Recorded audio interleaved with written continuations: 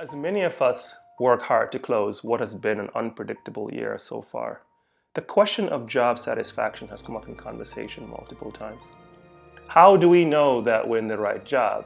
And should we stay the course, given that we consistently have tough days in the office?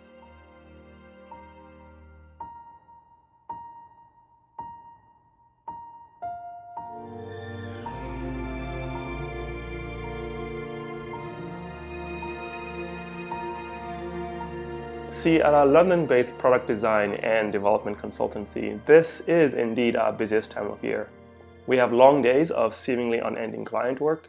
We are actively pursuing new clients to fill up our book of work for next year, while dealing with responses that don't always go our way.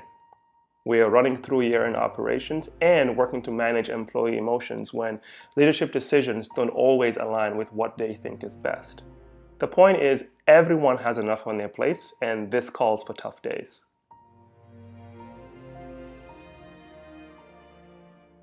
When being this busy becomes overwhelming and the difficult days start to happen, it's not unreasonable to ask, do I even like what I'm doing?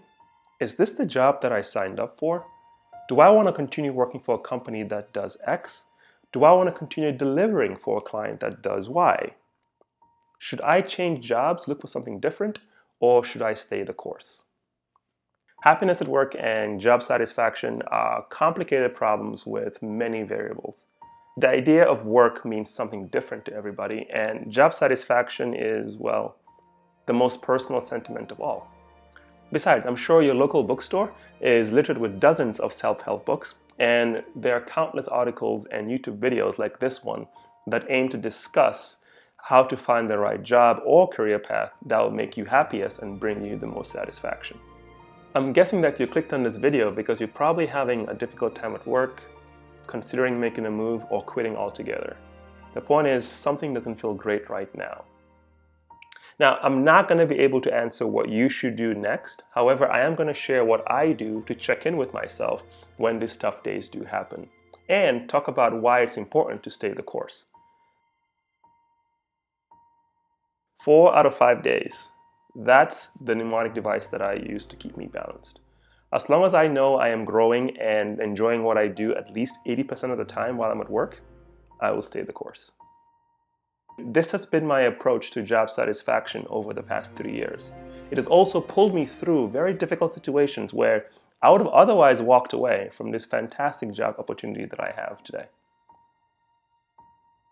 When I started as the managing director of our London-based operation now over 3 years ago, I faced a major case of imposter syndrome, which by itself deserves its own video. The point here is job satisfaction to me was tightly related to the validation that I got from the market, our clients, and our internal stakeholders. This was a challenge that came with multiple successes, but of course, a ton of failure as well. This idea of 4 out of 5 came out of a casual discussion that I was having with one of our co-founders, and has now become a mantra that I use during difficult days. If I'm happy and growing with what I'm doing for majority of the time, then I'm probably doing something right. Besides, being 100% satisfied with the job that you're doing is probably not the right goal to have anyway. Which brings me to the first takeaway from today's video. That is, growth tends to come from doing something challenging. Challenging work can result in failure, and know that frustration is a byproduct of failure. However, staying the course and learning from this failure is where growth can occur. You may become better at your job, or better yet, become a better person. When I reflect on my work week, a lot of the bad days that I have include a nugget of learning. For example, did an upset client demanding rework at no cost create a bad day for me? Of course. Tough conversations need to happen, and of course it's frustrating to get negative feedback from our client. However, the way that we manage through that delivery and how I'm able to coach the team to make sure that this doesn't happen again, well, that is growth. And it's that kind of growth that gives me job satisfaction and why I stay the course.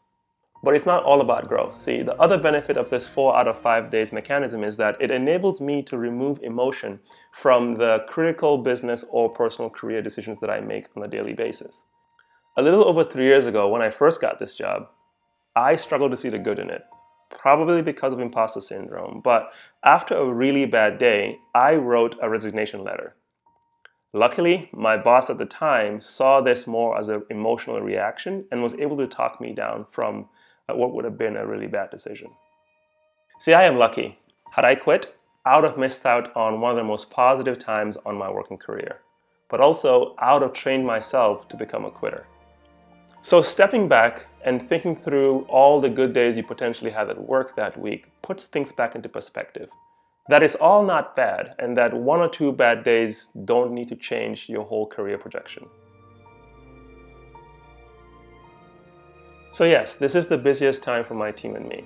But I want you to know that having one or multiple periods during your work week where everything feels overwhelming is part of professional life. My ask is that you stay the course and not quit. Sticking through these difficult times are how you're going to grow and level up as a professional. If 4 to 5 days for you are awesome, that is great.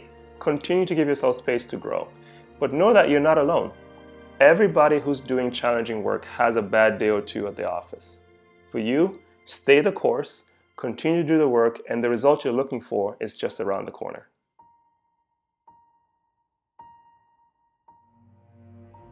My wish for you is joy and excitement in the work that you do. I hope that this video has helped you through a difficult time at work. Thank you for watching, and I hope to see you on the next one.